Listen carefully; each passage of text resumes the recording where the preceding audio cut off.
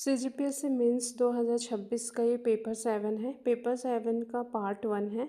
Part 1 में first question जो 2 marks के हैं। फर्स्ट क्वेश्चन है मानवाधिकार संरक्षण अधिनियम 1993 के अंतर्गत स्थापित मानवाधिकार न्यायालयों पर टिप्पणी करें। नेक्स्ट क्वेश्चन है भारतीय संविधान के अंतर्गत व्यक्तित्व अधिकार से आप क्या समझते हैं। नेक्स्ट है छत्तीसगढ़ धर्म स्वतंत्रता विधेयक 2026 की प्रमुख विशेषताएं क्या है। नेक्स्ट छत्तीसगढ़ जन विश्वास प्रावधानों का संशोधन अधिनियम 2025 पर संक्षिप्त टिप्पणी लिखिए। नेक्स्ट है घरेलू हिंसा से महिलाओं का संरक्षण अधिनियम 2005 के संदर्भ में घरेलू नातेदारी से क्या अभिप्राय है।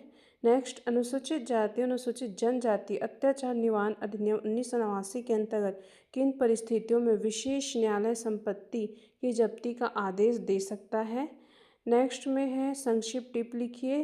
फर्स्ट ई सुमन, सेकेंड न्याय श्रुति। नेक्स्ट है घरेलू हिंसा से महिलाओं का संरक्षण अधिनियम 2005 के अंतर्गत साझी गृहस्थी में निवास के अधिकार को समझाइए। पार्ट 2 में है PYKKA और KIRTI का पूर्ण रूप लिखे। आर्कटिक सेंचुरी मिशन क्या है। खेल उत्कृष्टता के लिए मौलाना अबुल कलाम आज़ाद ट्रॉफी पर चर्चा करें। अंतर्राष्ट्रीय पुनर्निर्माण और विकास बैंक IBRD और विश्व बैंक समूह के अंतर्राष्ट्रीय विकास संघ IDA के बीच अंतर स्पष्ट करें। ब्रिक्स के न्यू डेवलपमेंट बैंक NDB के 2 उद्देश्य लिखे। नेक्स्ट सार्क विकास कोष SDF का क्या महत्व है। पार्ट 3 में नेक्स्ट क्वेश्चन है विज्ञान ज्योति योजना का मूल उद्देश्य क्या है। अखिल भारतीय उच्च शिक्षा सर्वेक्षण की क्या उपयोगिता है। SIDH skill India digital hub पर संक्षिप्त टिप्पणी लिखे।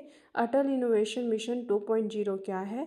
मानव विकास सूचकांक के ज्ञान आयाम के अंतर्गत सम्मिलित 2 मापनीय घटकों को परिभाषित कीजिए। छत्तीसगढ़ शासन की अटल उत्कृष्ट शिक्षा योजना के बारे में लिखिए।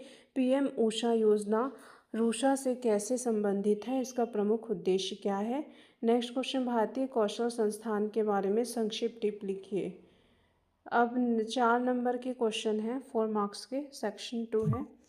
फर्स्ट है ई कोड की मुख्य विशेषताओं और उद्देश्यों के बारे में बताइए।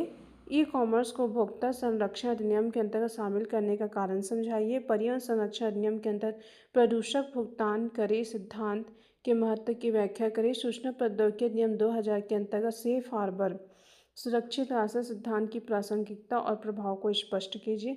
छत्तीसगढ़ में प्रचलित जनजातीय रीति रिवाज विधियों के कल्याणकारी प्रभावों को संक्षेप में स्पष्ट कीजिए। पार्ट 2 है